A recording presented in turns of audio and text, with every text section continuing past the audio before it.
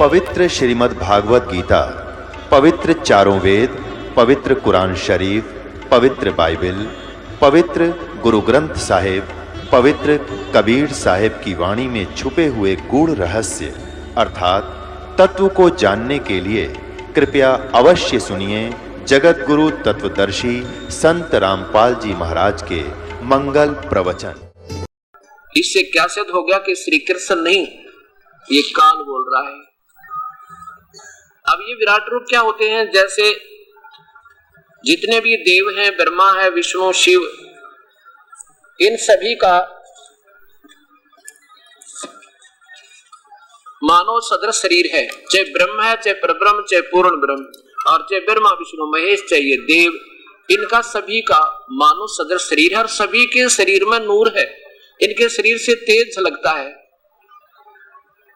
अब कितना अंतर समझो, जैसे ब्रह्मा विष्णु महेश के तो शरीर समझो 100 वाट के बल्लभ हो, और इनकी मां दुर्गा का समझो 200 वाट का बल्लभ हो, और इनके पिता ज्योति निरंजन इस काल का समझो 1000 वाट का बल्लभ हो, और परब्रह्म का शरीर समझो इतना तेज है उसमें जैसे चंद्रमा हो, और पूर्ण परमात्मा पूर्ण ब्रह्म सतपुरुष का शरीर समझो जैसे सूर्य हो।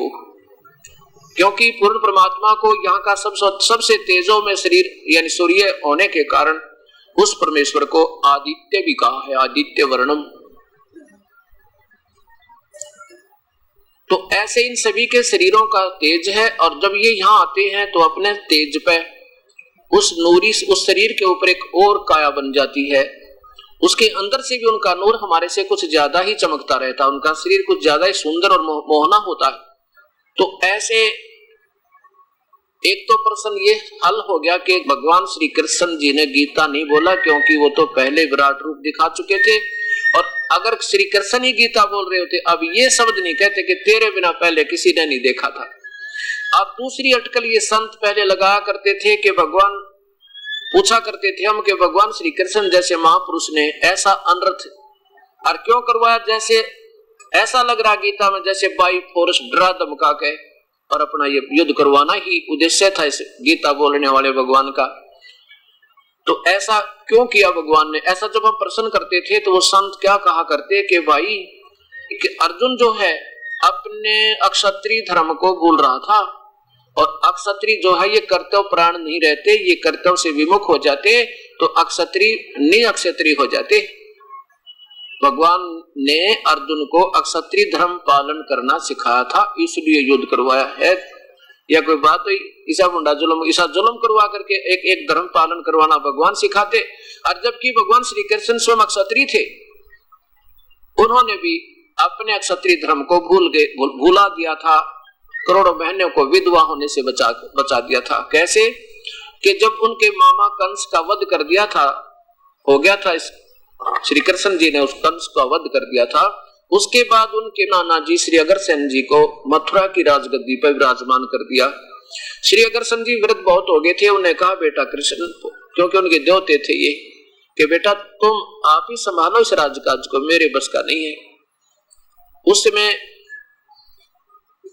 श्री कृष्ण जी मथुरा की राजगद्दी पर विराजमान हो चुके थे। उसी समय नारद जी आए, उसने आकर बताया कि भगवान यहाँ एक गुफा है, और उस गुफा में एक मुचकंद नाम का एक राक्षस राजा सोया पड़ा है।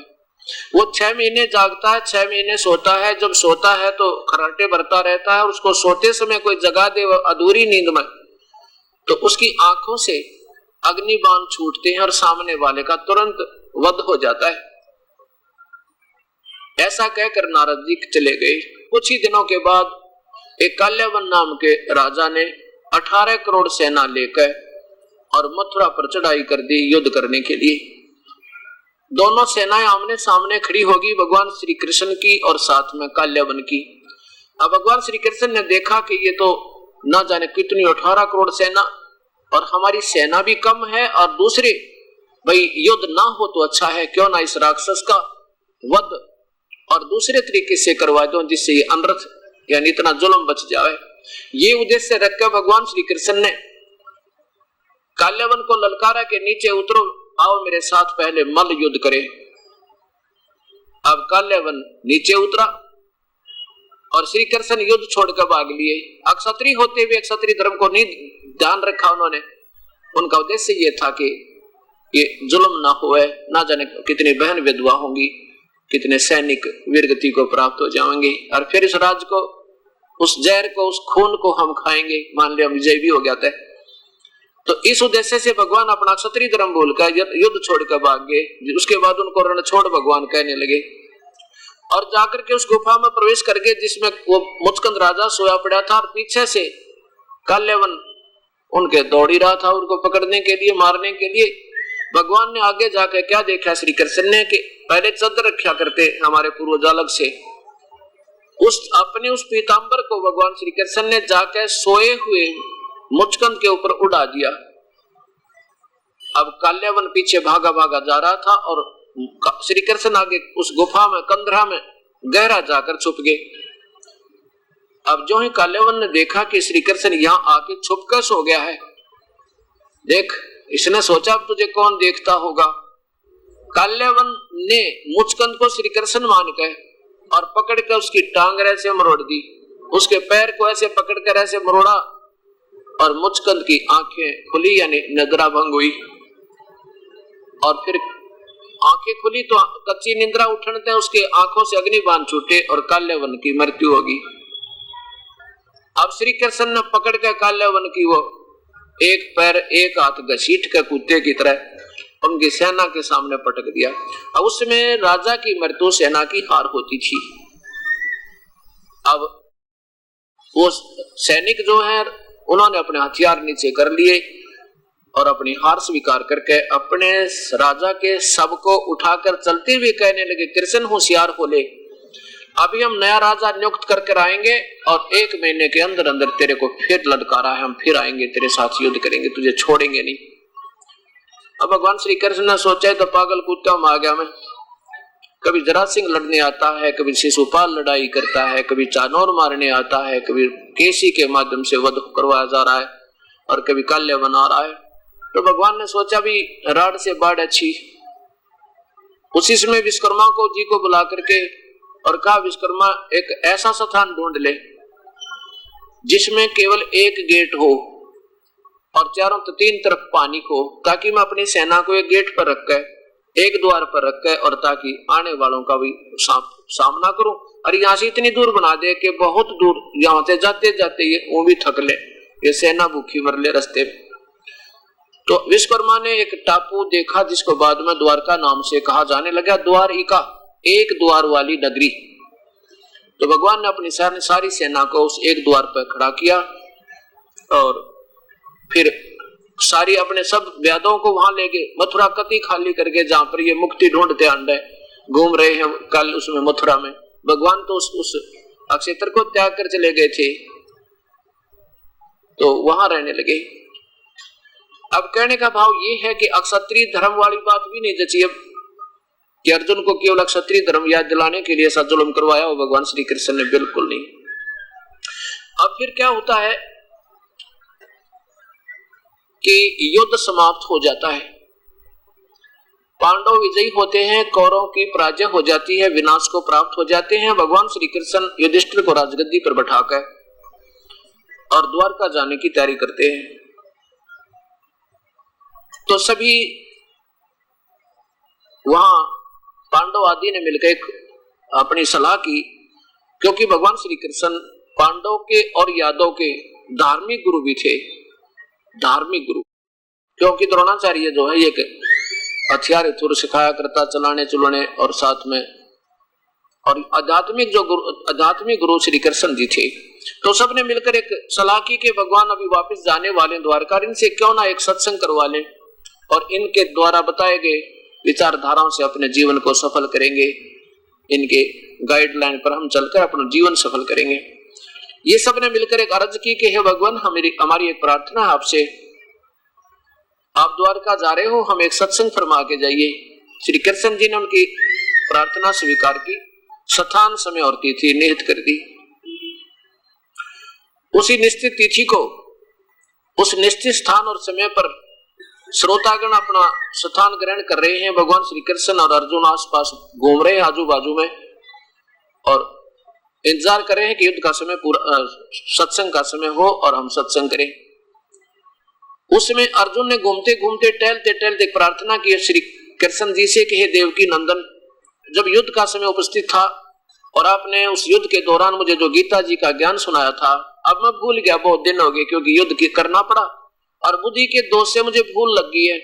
आज मुझे वो गीता का ज्ञान फिर सुनाना प्रभु, ज्यों कहते हो एक अक्षर की भी भूल ना हो।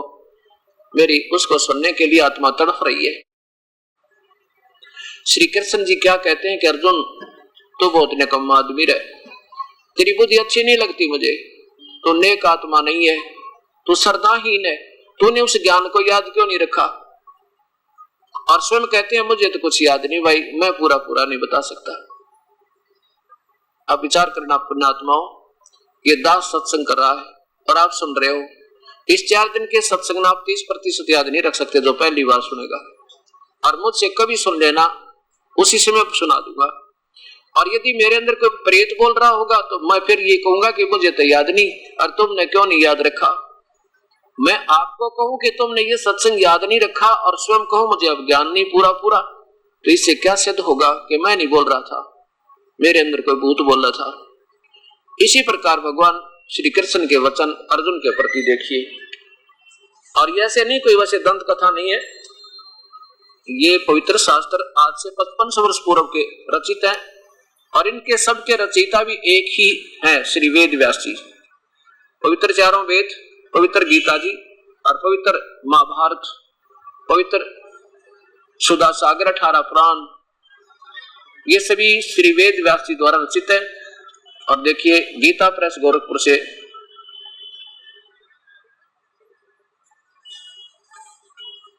और इसके कौन है अनुवाद करता? अनुवाद जो है संस्कृत से हिंदी जिन्होंने किया, संस्कृत तो वेदव्यास ही लिखा इनका, संपादक तथा संशोधक जय दयाल गोविंद का, गीता प्रेस गोरखपुर। इसके 237 पृष्ठ पे 637 पृष्ठ पे 637 पृष्ठ पे देखिएगा,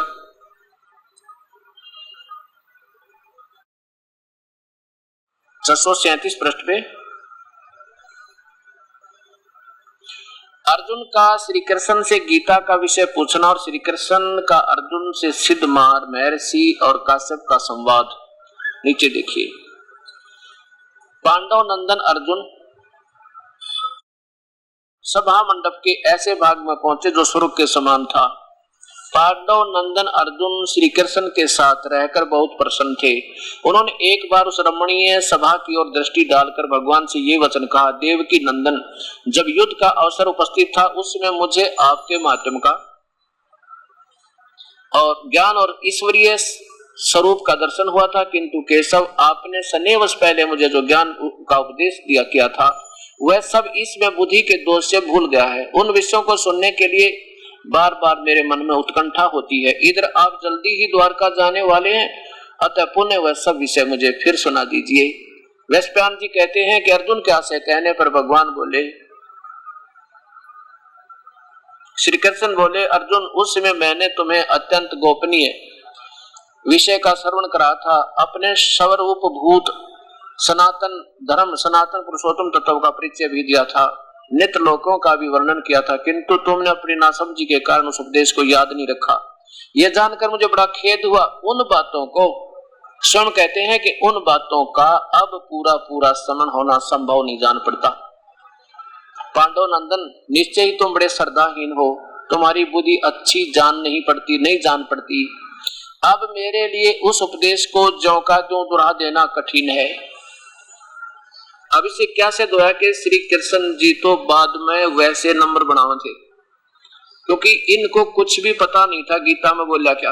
अब जैसे ये भूतनी निकल गया ना किसी बहन में या किसी भाई माते, यहाँ तो रोज के काम है ये, तो वो बाद में और ही बताते हैं कि आप न्यू बोली थी, आप ऐसे कह रहे थे, आपने न्यू कहा था, मैं थारा दादा हूँ, मैं थारा चाचा हूँ, मैं न्यू क्या करता हूँ, आप नीम रहा करता, या वे आती देखी मैं इसका वहां प्रवेश कर गया। फिर वो पीछे सुनकर वो भी बोल देगा जी मैं ऐसे एक दिन न्यू बोली थी, एक दिन न्यू बोली थी, मैं न्यू बोला था, तो वो स्वयं नहीं बोल रहा था, श्री कृष्ण नहीं बोल रहा था, वो काल बोल रहा था जो भूत की तरफ में प्रवेश कर गया, जिसने ये जुल्म करवा दिया। अब और विचार देखो, अब उस समय तो गीता केवल बोला गया था, और उसके कब से कई वर्ष के बाद वेद व्यास जी ने इस गीता जी को ज्यों का त्यों लिपिबद्ध कर दिया, जो आज हमारे पास उपलब्ध है। फिर वही काल, वही ज्योत निरंजन, वो ब्रह्म उस वेद व्यास के शरीर में प्रवेश करके और इस निर्मल शास्त्र का ज्यों का त्यों फिर लिखवा दिया और अपना उसके शरीर मत निकल गया। फिर वेद व्यास को पता नहीं, इसने पट सुनावर अर्थ नहीं आए। अब विचार करना, ऐसे ही ये ज्योत निरंजन ने सबसे पहले जब ये सृष्टि रची गई थी, चारों वेदों को अपने अंदर से, जैसे कंप्यूटर होता है ऐसे हमारे अंदर सबके ये ज्ञान फीड है, और युगों युगों का फीड है। पर वो कंप्यूटर आपका काम करना बंद कर गया, क्योंकि आपके उसके अंदर बनी वीकनेस, कमजोरियां आ चुकी हैं, लेकिन मैटर अब भी अंदर है आपके सबके। और जब ये भक्ति से ठीक हो जाता, तो फिर जैसे तुलसीदास जी ने हजारों वर्ष पहले की, लाखों वर्ष पहले की रामायण फिर ज्यों की त्यों सुना दी, ये अंदर फीड होता है कईयों के, और फिर वो काल आकर के ऐसा काम कर जाता है। इस ज्योति निरंजन ने अपने अंदर से श्वास के माध्यम से वेदों को, चारों वेदों को समुद्र में प्रवेश कर दिया। ब्रह्मा ने वेद पढ़े और अंदर बैठ कर ज्ञान भी उसी काल ने समझाया। उसके बाद क्या होता है कि प्राकृतिक उथल पुथल में, सतयुग के प्रारंभ में, ये वेद फिर ये काल ज्योति निरंजन ब्रह्म एक एक ऋषि में प्रवेश करके, एक ऋषि में प्रवेश कर गया कि वेद लिखवा, आप अंदर बोल के और आप ही लिखवा देता है, आप ही अंदर प्रवेश कर जाता है, और उस लिखने के बाद उस ऋषि को मालूम नहीं तने क्या लिखा था। ऐसे चारों ऋषियों में प्रेत की तरफ प्रवेश करके चारों वेद लिखवा दिए। ये काल का खेल है। अब ये क्या सिद्ध हो गया कि गीता जी श्री कृष्ण जी ने नहीं बोला, ये तो काल ने बोला। अब ये काल कौन है? ये काल जो है ये ब्रह्मा विष्णु महेश का पिता है। इसको काल क्यों कहते हैं और ये काल नाम क्यों पड़ा, और हम इस काल के जाल में क्यों फंसे, इन सब का एक बहुत लंबा विवरण बनता है। इसके लिए एक 10 मिनट की यह कथा सुनाऊंगा आपको, और ये 10 मिनट की कथा जो सुनेगा पहली बार ये सोचेगा कि ये तो महाराज जी ने अपनी दंत कथा बना के और बच्चों वाली कहानी सुनाने लग गया, हम आए थे सत्संग सुनन, लेकिन ये बच्चों वाली कहानी नहीं होगी। पहली बार सुनोगे क्योंकि आपको ऐसा लगेगा जैसे एक वैसे ही कहीं की ईंट कहीं का रोड़ा जोड़कर कथा सुना रहे। और जब आपके सामने दास पेश करेगा ये सब प्रमाण तथ्य, आप दांतों तले उंगली दबाओगे को होए भगवान, ये सारा अपने शास्त्रों में प्रमाण, और हम इनसे दूर रहे। तो इससे आप स्वयं फैसला करोगे कि जो हमारे टीचर थे, जिसको हम धार्मिक गुरु कहा करते थे, वो टीचर ठीक नहीं थे, क्योंकि उन्होंने सिलेबस नहीं पढ़ा और दंत कथाएं सुनाई। जो बच्चों को पसंद थी वो कहानियां सुनाते रहे, और जिसके कारण सारे हमारे समाज, भगत समाज, चारों धर्मों का आज फेल हो चुका है और भक्तिहीन होकर के नास्तिकता की तरफ चल पड़ा है। कोई बीड़ी पीवे, कोई शराब पीवे, कोई लुट है और खसोट है, और कोई दीन धर्म रहा नहीं हमारा, कोई लज्जा रही नहीं। क्योंकि जिस उद्देश्य से लेकर के इन संतों के पास हम गए थे, ना ज्ञान पाया ना समाधान पाया, और जिसके कारण आज सारा भगत समाज विपरीत दिशा पाक है।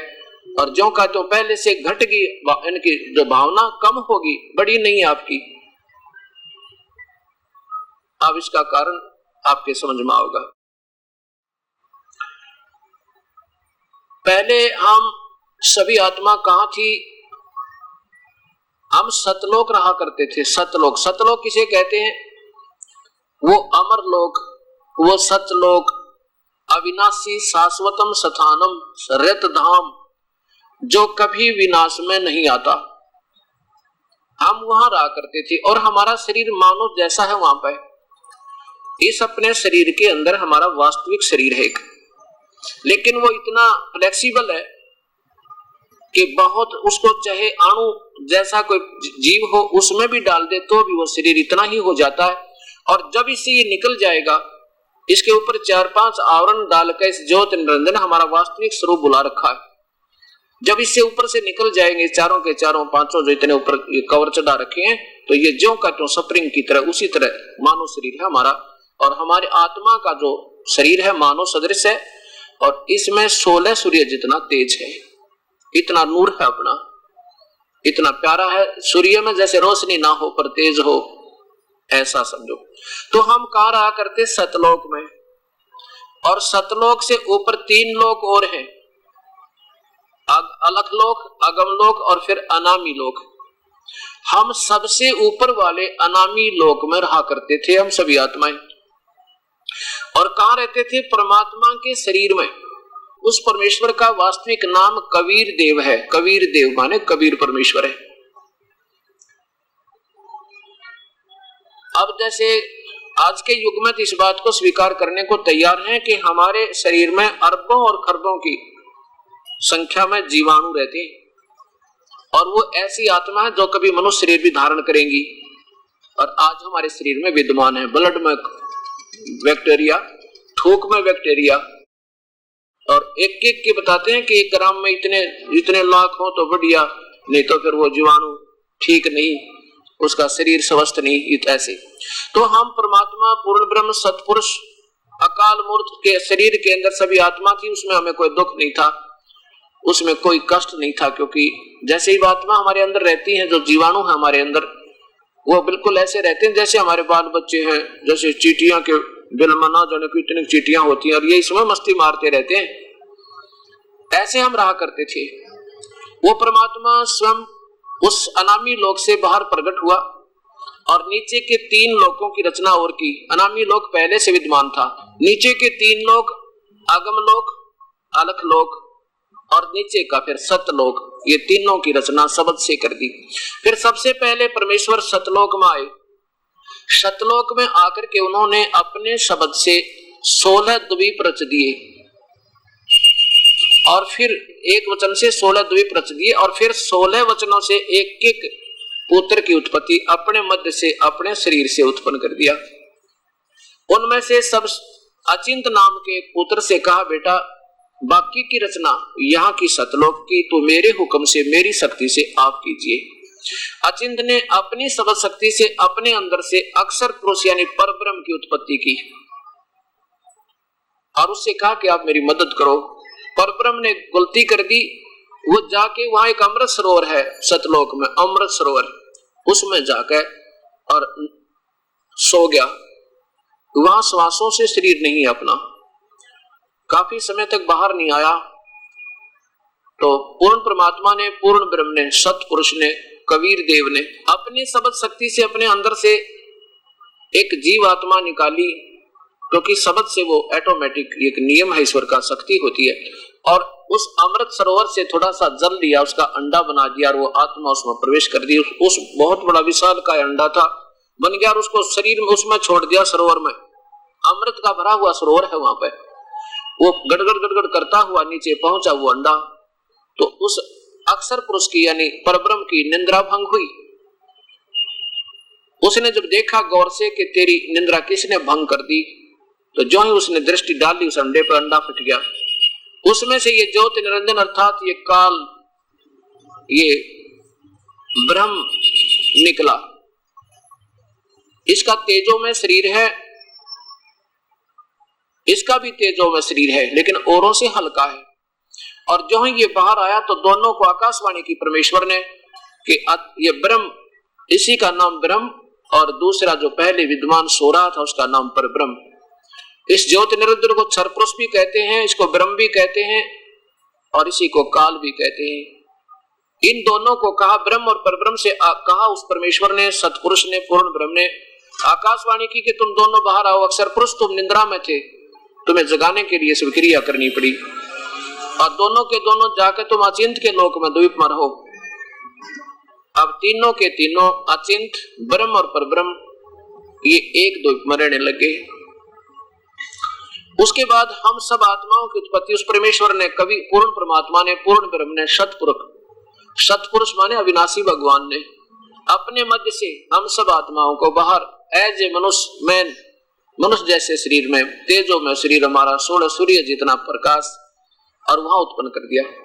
और फिर एक और, अच्छा वहां हम रहने लगे बहुत आराम से, काफी समय बीत गया, बहुत युग।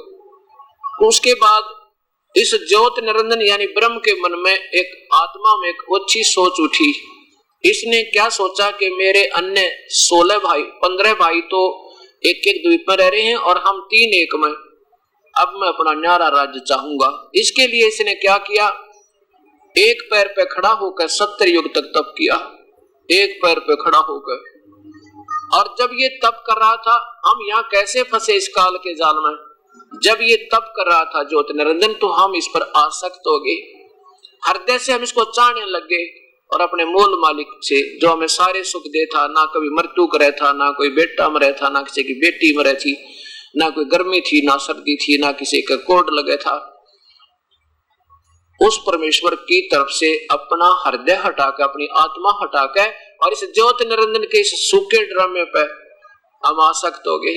आकाशवाणी की परमेश्वर ने, क्या आकाशवाणी की कि तुम इस नादान की नादानी मत देखो, मस्त रहो बेटा, मत देखो इसके खेल को, अपनी करने का फल सभी मिले पाएगा। लेकिन हम ऊपर से तो सावधान हो गए और अंदर से आत्मा दूनी जुड़ गई। और ये बीमारी आज हमारे आस्था, आज भी हमारे अंदर यही धारणा है, जैसे ये नादान बालक, छोटे छोटे यानी जवान लड़के और लड़कियां फिल्मी हीरो और हीरोइन को, यानी अभिनेता और अभिनेत्रियों को देखते हैं, इनकी बनावटी अदाओं को बिल्कुल डुप्लीकेट बना बना कर, डट डट कर, सोच समझ कर, और उनकी उन नकली अदाओं के ऊपर ये बालक इतने आसक्त हो जाते हैं परमात्मा।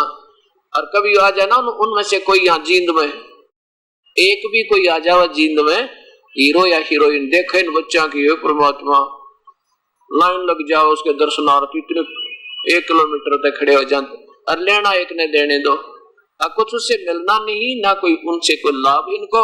लेकिन वो हमारे जो बुराई वो घर कर गई थी, वह बीमारी वह आज भी विद्यमान है।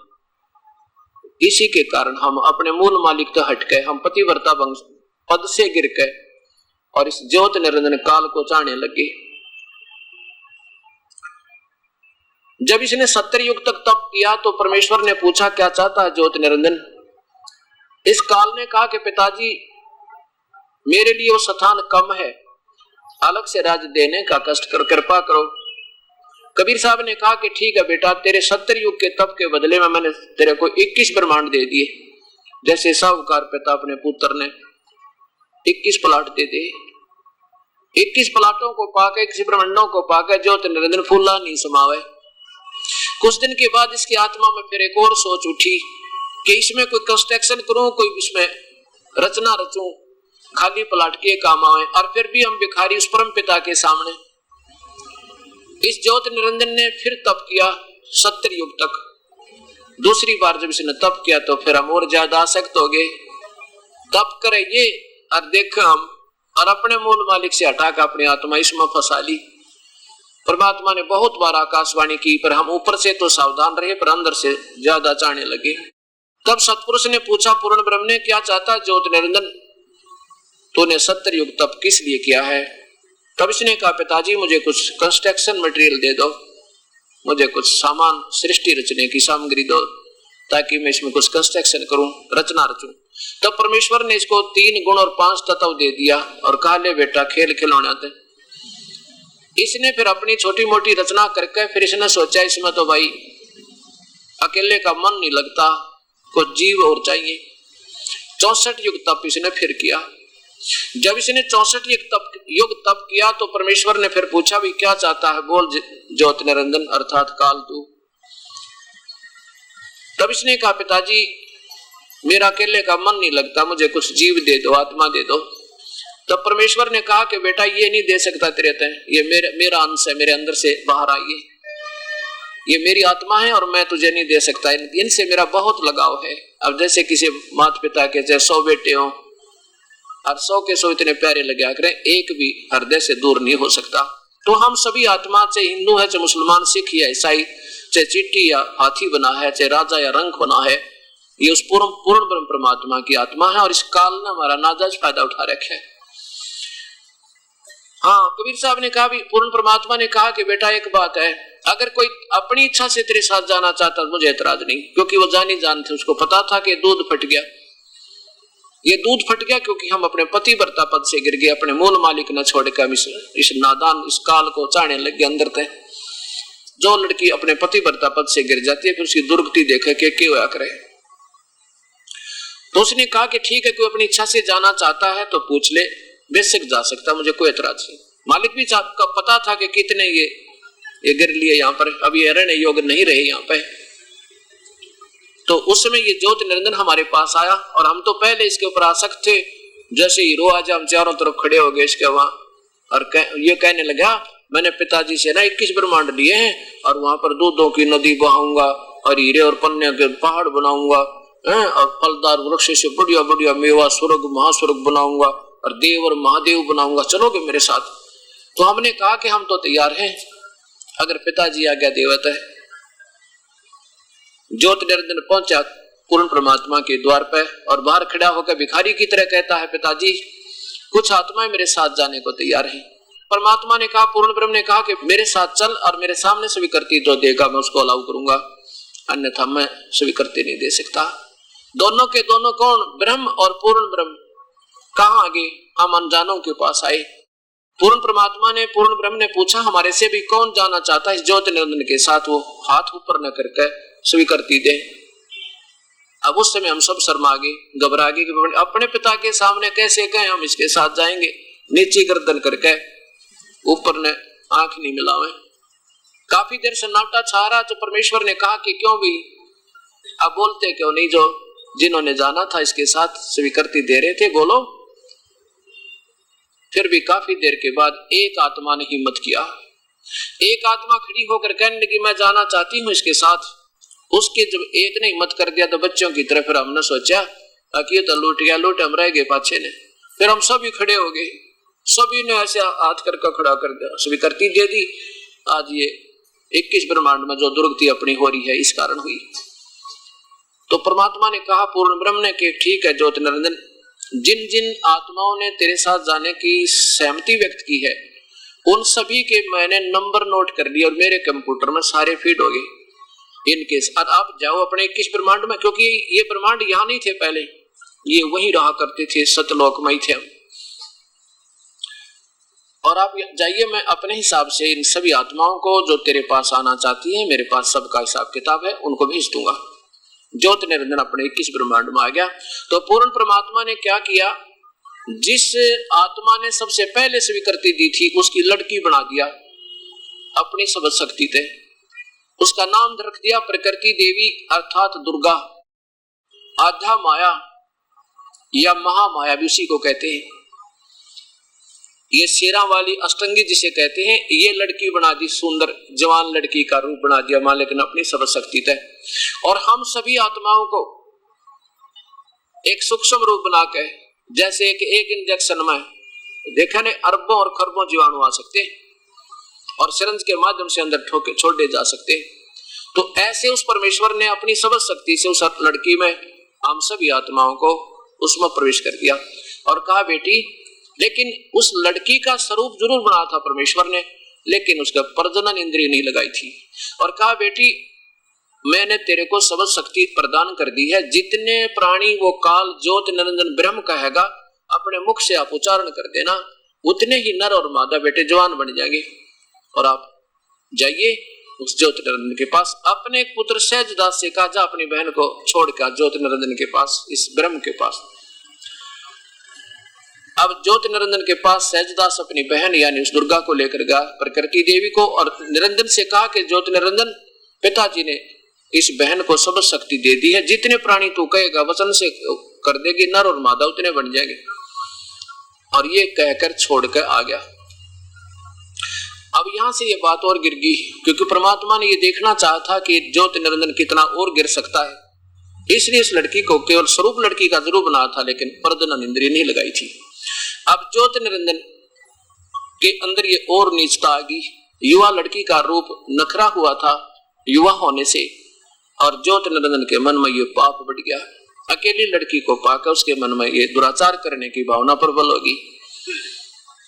और यही वृत्ति आज हर जीव के अंदर है, जितने भी काल के 21 ब्रह्मांड में ये प्राणी है। अब ज्योति निरंजन की ने जब उस लड़की के साथ बदव्यवहार करना चाहा दुर्गा के साथ, तो दुर्गा ने कहा ज्योति निरंजन तू आंखें खोल ले, मेरे पास पिता की दी हुई शब्द शक्ति है, जितने प्राणी तू कहेगा मैं वचन से बना दूंगी, मेरे पास शब्द शक्ति है परमेश्वर की, पिताजी की, और तू जुल्म ना करे, मेरे को तंग मत कर। और एक बात सोच, पहले तो मेरा बड़ा भाई, मैं तेरी छोटी बहन, उन्हीं की शब्द शक्ति से तेरी उत्पत्ति हुई अंडे मत, और उन्हीं की शब्द शक्ति से मेरी बनी है, तो मेरा बड़ा भाई मैं तेरी छोटी बहन, और ये पाप जो है ये जुल्म है, ये आम पाप नहीं, तो मान जा मेरी बात। लेकिन ये विषय वासनावश ये ज्योति निरंजन ब्रह्म इतना हो गया, इसने कुछ नहीं सुनी, और हद से ज्यादा इतना बढ़ गया कि लड़की ने देखा कि तेरी इज्जत की सुरक्षा और कहीं नहीं है, अपना सूक्ष्म रूप बना, लघु दीर्घ एक बहुत सूक्ष्म रूप बना जा सकता, और ज्योति निरंजन के पेट में ही जाकर शरण ली। अब वहां से पुकार की परम पिता पूर्ण ब्रह्म से, पिताजी मेरी रक्षा करो, ऐसे ऐसे मेरे साथ बद व्यवहार इस ज्योति निरंजन ने करना चाहा, मैंने इसके पेट में रक्षा के लिए स्थान पाया है, मेरी रक्षा करो।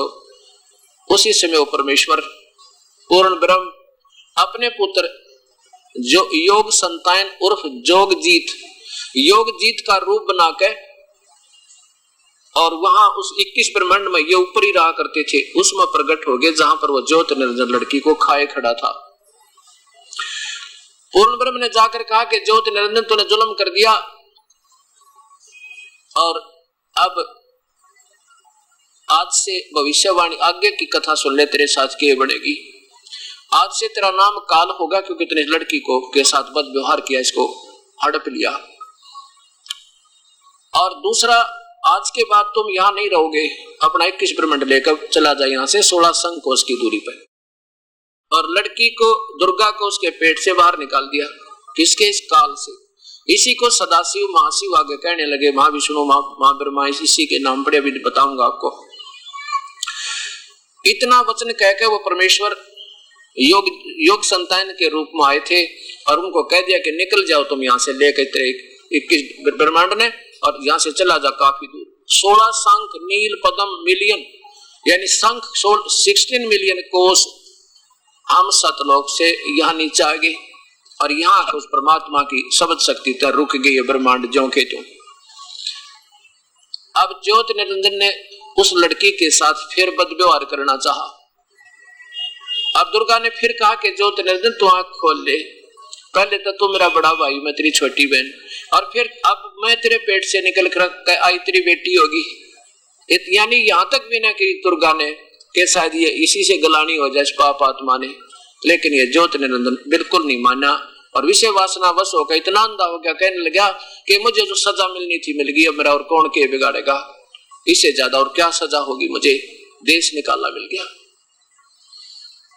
अब फिर क्या किया इस ज्योति निरंजन यानी ब्रह्म ने, इस दुर्गा के साथ बाई फोर्स जबरदस्ती शादी की। और फिर इसने क्या क्या रचना रची हुई है ये देखिएगा, ये एक ब्रह्मांड का चित्र देखो। अब भक्तात्माओं पुण्यात्माओं के आपका सौभाग्य है कि परमेश्वर ने यह सत्य ज्ञान आपके पास भेजा। अभी तक जितने भी संत या महापुरुष उस परम पिता ने छोड़ के, और जिनको उनके साक्षात दर्शन है उनको त्याग कर ABC नहीं जानते, इस सारे ज्ञान की सिर्फ दंत कथा बनाकर हमारे साथ एक जीवन के साथ खिलवाड़ कर रहे हैं आपके साथ। ये है एक ब्रह्मांड, इसी को एक ब्रह्मांड कहो, चाहे अंड कहो, चाहे पिंड कहो, क्योंकि शरीर में भी केवल एक ब्रह्मांड का चित्र अंदर कमलों के माध्यम से, जैसे चैनल हुआ करना टीवी में, ऐसे हम अंदर जाकर के देख सकते हैं, लेकिन एक ब्रह्मांड से बाहर कुछ नहीं देख सकते। अब यहाँ क्या एक ब्रह्मांड है, इसमें ये विष्णु का लोक, ये श्री ब्रह्मा का लोक, श्री शिव का लोक, ये इस ज्योति निरंजन काल के पुत्र हैं, दुर्गा और इसके संयोग से इनकी उत्पत्ति हुई है। और ये तीनों के तीनों इन तीन लोकों पर, स्वर्ग पृथ्वी लोक, स्वर्ग लोक और ये पाताल लोक के प्रभु एक एक विभाग के। इनकी उत्पत्ति कैसे हुई, इसमें इन्होंने एक ब्रह्म लोक बना रखा है, ये काल ने, यहाँ ब्रह्म लोक है, एक ब्रह्मांड में एक ब्रह्म लोक बनाया है। इस ब्रह्म लोक में यहाँ एक महास्वर्ग बनाया है, महास्वर्ग इस पहाड़ के आगे, और इसी में एक नकली सतलोक, नकली अलखलोक, नकली अगमलोक और नकली अनामी लोक की भी रचना जीवों को धोखा देने के लिए बना रखी है। और इसके बाद फिर ये दुर्गा का अलग से भी ब्रह्मलोक में एक स्थान है। और ये सतोगुण प्रधान क्षेत्र है, ये तमोगुण प्रधान क्षेत्र है और ये रजोगुण प्रधान क्षेत्र इसने अपनी सूझबूझ तो बनाया। अब जैसे एक मकान में 3 कमरे हों, एक कमरे में तो शहीदों के चित्र लगे हों और देशभक्तों के, जब हम जितनी देर भी उन चित्रों को देखकर उस कमरे में रहेंगे तो हमारा शरीर एकदम जो है, खून जो है एकदम जो है गर्म हो जाएगा और देशभक्ति की लहर शरीर में अब फैली रहेगी। और दूसरे में मान लीजिए ऋषि और मैं ऋषियों के, संतों के, भक्तों के चित्र लगे हों, वहां जाते मन अपने आप उनके चित्र देख कर, उनके गुण देख कर अपने आप इतना शांत हो जाता है और उसमें लीन रहता है जब तक हम उसमें रहेंगे। और तीसरे में लग रहे अश्लील चित्र जैसे अर्धनग्न इन हीरो और हीरोइनों के, बकवादियों के, तो उसमें जाने के बाद ये मन उल्टी सोचे जाएगा, सोच ही नहीं सकता। तो ऐसे इस काल ने 3 क्षेत्र बनाए, एक सतोगुण प्रधान क्षेत्र, एक रजोगुण प्रधान क्षेत्र, एक तमोगुण प्रधान क्षेत्र। और वहां पर इस दुर्गा को, अपनी पत्नी को महालक्ष्मी रूप में रखता है, स्वयं महाविष्णु रूप धारण कर लेता है जब ये सतोगुण प्रधान क्षेत्र में होते हैं। और इन दोनों के संयोग से जो पुत्र उत्पन्न होता है उसको सतोगुण बनाकर विष्णु नाम रख देते हैं। सबसे पहला कहा ये ब्रह्मालोक में होते हैं, उस ब्रह्मालोक क्या ये रजोगुण प्रधान क्षेत्र में। और वहां इस रजोगुण प्रधान क्षेत्र में ये दोनों के संयोग से जो पुत्र उत्पन्न होता है दुर्गा और इस काल के यानी ब्रह्म के संयोग से, उसको रजोगुण बनाकर ब्रह्मा नाम रख देते हैं। और तीसरा तमोगुण प्रधान क्षेत्र है, उसमें जब ये दोनों रहते हैं, ये काल और दुर्गा यानी महाशिव सदाशिव रूप में, तो वहां इन दोनों के संयोग से जो पुत्र उत्पन्न होता है उसको ये तमोगुण बनाकर और उसका नाम रुद्र रख देते हैं, उसको सदाशिव ना उसको शिव महेश्वर आदि नाम रख देते हैं। और जब ये फिर थोड़े से बालक होते हैं, बालकपन में इनको बेहोश कोमा में रख देते हैं ताकि इन हमारे जाल का बेरा ना पटे, ज्ञान ना हो। और जब ये जवान हो जाते हैं तो ब्रह्मा को कमल के फूल पे, विष्णु को शेष सैया पे और इसको शिव को एक कैलाश पर्वत के कोने पे, इनको तीनों को होश में करके और फिर इनसे अपना उल्लू सीधा करते हैं। यहां देखिए ये ब्रह्मलोक, इसमें ये काल जो है स्वयं महाविष्णु रूप में, चतुर्भुज रूप महाविष्णु रूप में धारण कर लेता है, दुर्गा को महालक्ष्मी रूप में रखता है। या दोनों के संयोग से जो पुत्र उत्पन्न होता है उसका नाम विष्णु और सतोगुण बना देते हैं। और ये तमोगुण प्रधान क्षेत्र है, ये सदाशिव रूप में स्वयं काल होता है, ये ज्योति निरंजन होता है और दुर्गा को मां पार्वती रूप में रखकर या जो पुत्र की उत्पत्ति करते हैं उसका नाम ये शिव रख देते हैं, रुद्र रख देते हैं। और तीसरा ये रजोगुण प्रधान क्षेत्र है, इसमें स्वयं ये महाब्रह्मा और दुर्गा को मां सावित्री रूप में रखकर जो पुत्र उत्पन्न होता है उसका नाम ये ब्रह्मा रजोगुण बना देते हैं। अब देखना ये जाल काल का। अब आपको अभी तक ये कथाएं ऐसे लगेगी जिसने ये सुनी है कि ये तो वैसे बनावटी सी बातें बना रखी है, महाराज ने आप पे बना के लाए दिखा, लेकिन अब देखना आपके सामने पवित्र शास्त्रों में आपको पूर्ण प्रमाण मिलेगा। अब ये तो एक ब्रह्मांड है, ऐसे ऐसे आपको दिखाता हूं, ये 21 ब्रह्मांड है इस काल के। ये देखो ये 21 ब्रह्मांड है इस काल के। और ये नहीं आपको गीता जी में, चारों पवित्र वेदों में ये पूरा प्रमाण मिलेगा। ये ज्यों के तो ब्रह्मांडों का चित्र हम जिक्र और ज्यों की तो कहानी आपको मिलेगी। ये जो ब्रह्मांड आपने एक देखा पूरा ब्रह्मांड जिसमें ब्रह्म लोक भी आ गया, ब्रह्मा विष्णु महेश के लोक भी आ गए, सब कुछ आ गया, तो ये एक ब्रह्मांड है। और ऐसे 5 ब्रह्मांडों का ग्रुप बनाकर इसने एक महाब्रह्मांड बना रखा, ये सारा महाब्रह्मांड है। ऐसे ऐसे 4 महाब्रह्मांडों में ये 20 ब्रह्मांड रोक रखे। इसके बाद इस काल ने इसके चारों तरफ फिर एक ऐसा खाली स्थान बहुत वो कॉम्प्लेक्स बना रखा है, इसको सबको ये इलिप्टिकल शेप अंडाकार में बंद किया हुआ है। इसके बाद ये एक महाब्रह्मांड के तुल ये सारा स्थान लेकर एक ब्रह्मांड यहाँ रचा इसने। इसमें इसने यहाँ भी सतलोक, नकली अलकलोक, नकली अगमलोक और डुप्लीकेट रामीलोक की रचना धोखा देने के लिए की हुई है। और इधर इसने ये 12 अचिंत भक्तों के स्थान, ये वो पुण्य आत्मा है, ऋषि लोग जो काफी युगों से सदभक्ति करते आ रहे थे वेदों अनुसार, फिर उनको यहाँ सेलेक्ट कर लिया 12 और उन दूतों को अब कलयुग में भेज दिया गलत ज्ञान प्रचार करने के लिए। ये है तो पुण्य आत्मा, युगों युग के पुण्य संग्रह इनके साथ है। और अब इस काल ने कलयुग में भेज दिया इन 12 को कि जाकर गलत मार्गदर्शन करो और इनको महिमा उल्टी सुल्टी शास्त्र के विरुद्ध साधना बताओ और गलत नाम देकर और इनको मेरे मुख में रखना, क्योंकि काल को मालूम था कि इस कलयुग में ये कबीर परमात्मा इन जीवों को बाहर निकालने की चेष्टा करेगा। अब ये 21 ब्रह्मांड देखो, ये ज्योत निरंजन के, और अब देखो कुल मालिक की कुल रचना। ओए होए, ये देखिए, ये तो आपने देखा 21 ब्रह्मांड अभी काल के ज्योति निरंजन के, और ये है ये तो ब्रह्म के, और ये पर ब्रह्म के 7 शंख ब्रह्मांड, नील पद्म शंख 7 मिलियन। ये छोटी छोटी टिक्की दिखे समझो ये एक ब्रह्मांड है, ये 7 मिलियन 7 शंख ब्रह्मांड। और ये देखो असंख्य इन्फिनिटी, ये सारे इधर उधर और इंक्लूडिंग दिस, इनका कुल मालिक ये परमेश्वर है। ये ईश है, ये ईश्वर है, ये परमेश्वर है, ये ब्रह्म है, ये परब्रह्म है, ये पूर्ण ब्रह्म है। ये है असंख्य ब्रह्मांड, इस जिसके ऊपर ये पूर्ण परमात्मा इस पे भी मालिक है, इस पे भी मालिक है, और ऊपर भी यही मालिक है।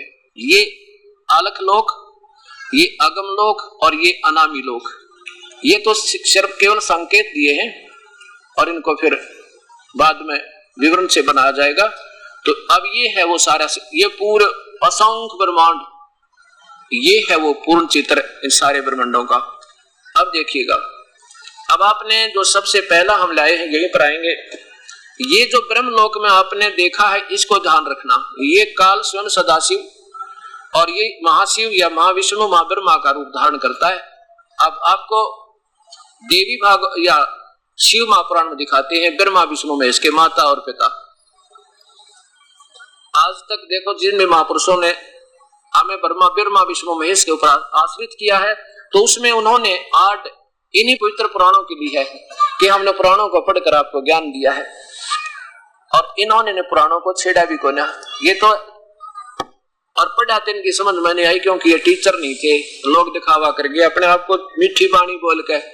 किसी भी संत की व्याख्या देख ले, चाहे वो घुमा फिरा के कुछ भी कर आकर वहीं रुकता है, परमात्मा ज्योत है, प्रकाश स्वरूप है, वो निरंकार है। चाहे वो कुछ आकार उकुर करके फिर भी निराकार पर ज्योत उसी पर आकर रुकते हैं, चाहे वो मुसलमान है, चाहे ईसाई है, चाहे हिंदू या वर्तमान के संत है। और इनसे सारी न्यारी व्याख्या कलती करती बिल्कुल भिन्न, इनका ABC भी नहीं मिलती परमात्मा की परिभाषा है। अब देखिए, पवित्र शास्त्र कोई आज नहीं रचा दास ने, 5500 वर्ष पुरानी है, और कई वर्षों से हम इसकी हिंदी रूपांतर भी पढ़ते आए हैं। लेकिन ये संतों को ये नहीं मालूम, तो जिस संत की इस भगवान की महिमा गा रहे हो वो क्या है, किस अतिथि में है, उसको पाने की विधि क्या है। ये शिव पुराण में देखिएगा, ब्रह्मा और विष्णु और महेश के माता पिता। और गीता प्रेस गोरखपुर से प्रकाशित इसके अनुवाद है। अनुवादक संपादक है हनुमान प्रसाद पोदार, और मुद्रक है गीता प्रेस गोरखपुर। इसमें देखिए रुद्र संहिता 100 नंबर पृष्ठ पे, इसमें आपने देखी दुर्गा, ये दुर्गा महापार्वती रूप में रोल करती है। ये शिव महापुराण प्रारंभ होता है इस सदाशिव काल से, और अंत होता है इसके पुत्र त्रिलोकीय शिव तय, इस काल का ही पुत्र है ये शिव। ये जो शंकर भगवान शिव नीचे वाला, ये इसका ही पुत्र है, और इसकी लीलाओं से ये अंत होती है, प्रारंभ होती है काल से।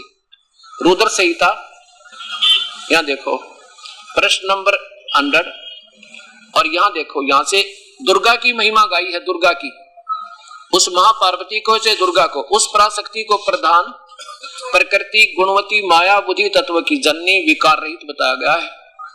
वह शक्ति अंबिका कही गई है, उसी को प्रकृति, प्रकृति शब्द याद रखना, आपको गीता में काम आएगा जब गीता जी में दिखाऊंगा कि दुर्गा तो मेरी पत्नी है, प्रकृति मेरी पत्नी है, और मैं इन सब का पिता हूं, जिससे ये सब जीवों की उत्पत्ति हुई।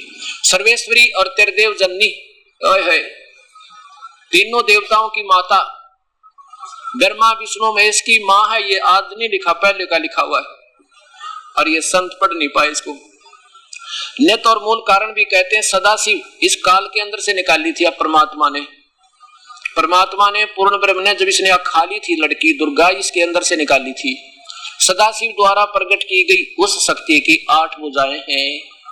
ये भी शंका मिटा दी, कोई न सोचा या कोई और होगी प्रकृति या त्रिदेव जननी। ये 8 भुजाष्टंगी जो है या ब्रह्मा विष्णु में इसकी माता है। आगे देखो, अब सदाशिव कौन है? ये काल है। ये जो सदाशिव है उन्हें परम पुरुष ईश्वर शिव शंभु और महेश्वर कहते हैं। वे अपने सारे अंगों पर भस्म रमाए रहते हैं। उन काल रूपी ब्रह्म ने, इसे काल कहो, सदाशिव कहो, चाहे ब्रह्म कहो, उस काल रूपी ब्रह्म ने एक समय शक्ति के नाथ नहीं, ये साथ है, ये मिसप्रिंट है, इस दुर्गा के साथ शिवलोक नामक यानी वो तमोगुण प्रधान क्षेत्र रचा, निर्माण किया। उस उत्तम क्षेत्र को काशी कहते हैं। आगे देखो, वे प्रिया और प्रियतम रूप पति पत्नी रूप में शक्ति और शिव, ये दुर्गा और ये काल ब्रह्म जो परमानंद स्वरूप है, उस मनोरथ क्षेत्र में नित्य निवास करते हैं। शिव और शिवा ने प्रलय काल में भी उस क्षेत्र को अपने सानिध्य से मुक्त नहीं किया। नीचे देखो, देव्र से ब्रह्मा जी बता रहे अपने पुत्र नारद को, एक समय उस आनंद वन में रमण करते हुए शिवा माने दुर्गा और शिव ये ब्रह्म काल के मन में इच्छा हुई कि किसी पुत्र की उत्पत्ति करें, कोई बेटा पैदा करें, उस ये सोचकर पुरुष की सृष्टि करें। ऐसा निश्चय करके शक्ति सहित दुर्गा के साथ पति पत्नी व्यवहार में ये सर्वव्यापी परमेश्वर के ज्ञान तो है नहीं, ब्रह्मा आप बेहोश पड़ा था, चलो जैसा भी, सर्वेश्वरी परमेश्वर शिव ने अपने बाम भांग के 10वें अंग पर अमृत मल दिया। फिर तो वहां से एक पुरुष प्रकट हुआ, पति पत्नी व्यवहार किया, क्योंकि ये गुप्त लिखा जाता है, तो उससे एक पुत्र उत्पन्न हुआ। उसका नाम क्या रखा? यहां देखो, उसका नाम क्या रखा? शिव ने कहा, सदा ये काल ने कहा, ब्रह्म ने कहा, वत्स बेटा व्यापक होने से तुम्हारा विष्णु नाम विख्यात हुआ। सिद्ध हो गया विष्णु की उत्पत्ति शिव और दुर्गा से, यानी शिवजीत है इस काल से और दुर्गा से। यहां देखो ब्रह्मा की उत्पत्ति, ब्रह्मा जी अपने पुत्र को बता रहे हैं कि सदा शिव ने पूर्ववत जैसे विष्णु उत्पन्न किया, प्रयत्न करके मुझे भी उत्पन्न कर दिया। इससे क्या सिद्ध हो गया? ब्रह्मा और विष्णु की उत्पत्ति शिव तय काल, ये तो वैसे तो काल और दुर्गा से। अब यहाँ ये लेखक असमंजस में पड़ गया, भी कैसे शिव से उत्पत्ति शिव की कैसे लिखूं, या तो बात जची ली, इसने आप गोलमोल कर दिया। ये आगे चल के देखो, फिर ये 4 बता दिए, ये 9वां अध्याय अंत हुआ, ये 9वां अध्याय है, इसके लास्ट में इस प्रकार ब्रह्मा विष्णु और रुद्र, ब्रह्मा विष्णु और रुद्र इन तीनों देवताओं में गुण है, रजगुण ब्रह्मा, सतगुण विष्णु, तमगुण शिव जी, परंतु ये शिव गुणातीत माने गए। ये चौथा कौन हुआ फिर? शिव, ये काल है, आपके सामने है, ये कौन है? ये काल है। ये 4 हो गए, ब्रह्मा विष्णु और रुद्र। ब्रह्मा विष्णु महेश इन तीनों देवताओं में गुण है, परंतु ये शिव ये काल इनसे न्यारा है, इनके अंदर नहीं रहता, ये इनसे बाहर है। ये तीनों हो गए सिद्ध, ब्रह्मा विष्णु और महेश की उत्पत्ति दुर्गा और काल थे। अब आपको दिखाता हूं देवी भागवत महापुराण, उसमें पहले थोड़ा सा मौखिक सुनाऊंगा, तो 2 मिनट का सत्संग, उसके बाद ये पवित्र शास्त्र आपके बहुत अच्छी तरह समझ में आएगा।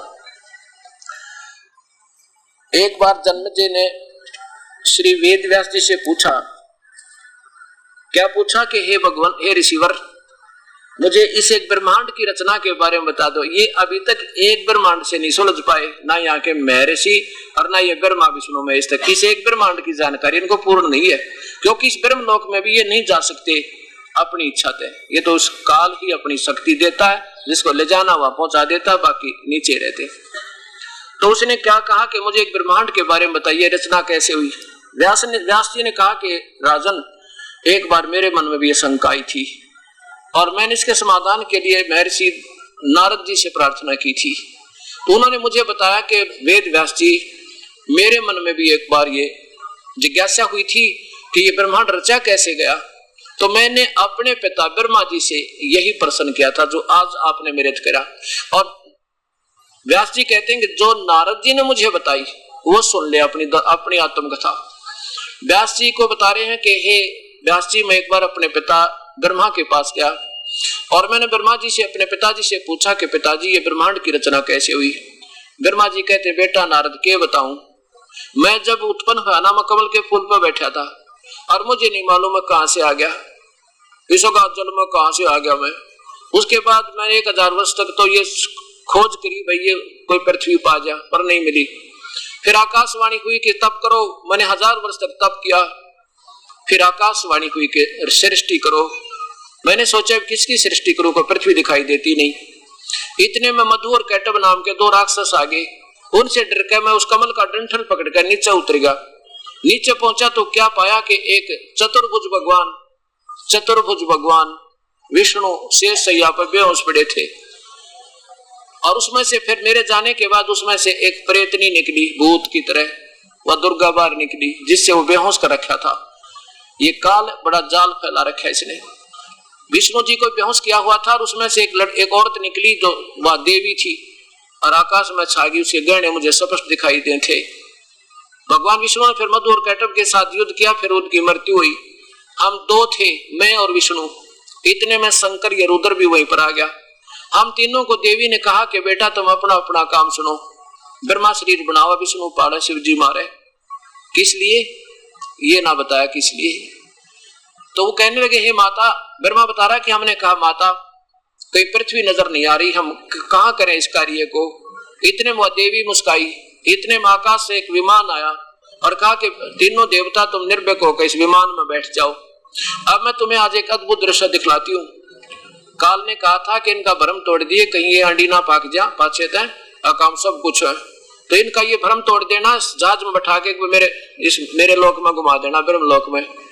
और इनको पता लग जाएगा कि तुम तो कुछ भी वस्तु नहीं हो, अभी तो बहुत कुछ और सामान है। तो इस देवी ने तीनों को बैठाकर उसमें विमान को आकाश में उड़ा दिया। विमान कहाँ पहुंचा ब्रह्मा जी बताते हैं कि पहले उसमें पहुंचा महास्वर्ग में, वहां एक इंद्र बैठा था। और उसके बाद हमारा विमान कहाँ गया, रजोगुण प्रधान क्षेत्र में, ब्रह्मा के लोक में। ये ब्रह्मा स्वयं काल बनकर बैठा वहां पे। तो वहां एक ब्रह्मा और देखा और हम विमान में बैठे थे। तब मेरे साथ बैठे हुए विष्णु और शिव ने मुझसे पूछा कि चतुरानन ये ब्रह्मा कौन है दूसरा। मैंने कहा मुझे नहीं मालूम भगवान ये ब्रह्मा कौन, मैं कौन हूँ, ये कौन है, अपना के करते हुए। मैं तो चक्कर काट गया मेरा दिमाग। दूर से दिखा रहे हैं वो, नजदीक नहीं, इतनी दूर से दिखा रहा।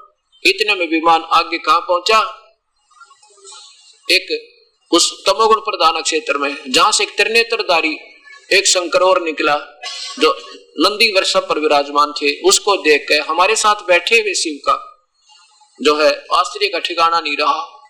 इतने में हमारा विमान आगे चल पड़ा। कहां पहुंचा, उसमें जहां एक विष्णु और बैठा था।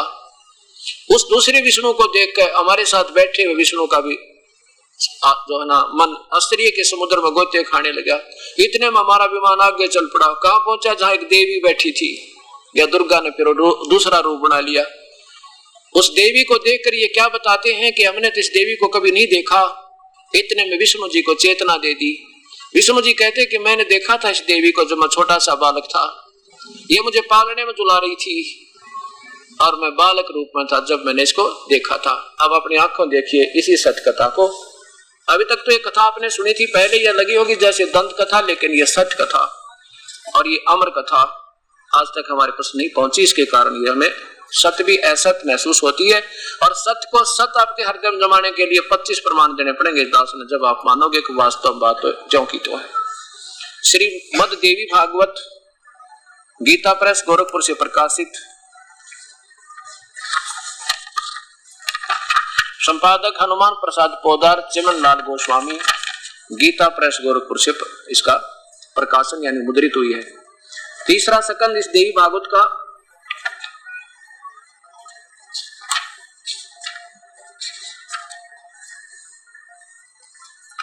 अब दुर्गा की महिमा सुनिए पहले। तीसरा स्कंद यहां देखिए, कितने ही आचार्य भवानी को संपूर्ण मनोरथ पूर्ण करने वाली, कितने ही आचार्य भवानी को संपूर्ण मनोरथ पूर्ण करने वाली बतलाते हैं। वे आदि माया महाशक्ति एवं परम पुरुष के साथ रहकर कार्य संपादन करने वाली प्रकृति है। ब्रह्म के साथ यानी काल के साथ उनका अभेद संबंध है।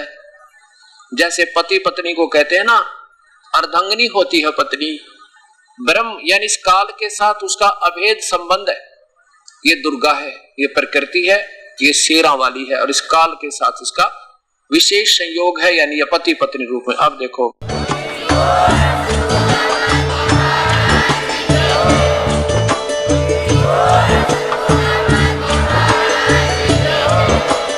आप सुन रहे थे जगत गुरु तत्वदर्शी संत रामपाल जी महाराज जी के मंगल प्रवचन। अधिक जानकारी के लिए विजिट कीजिए हमारी वेबसाइट www.jagatgururampalji.org। संत रामपाल जी महाराज जी के शुभ आशीर्वाद से पूरे विश्व भर में 500 से भी ज्यादा नाम दीक्षा केंद्र हैं, जिन पर संत रामपाल जी महाराज जी द्वारा ऑनलाइन निशुल्क नाम दीक्षा दी जा रही है। अपने नजदीकी नाम दीक्षा केंद्र का पता करने के लिए संपर्क करें 8222880541।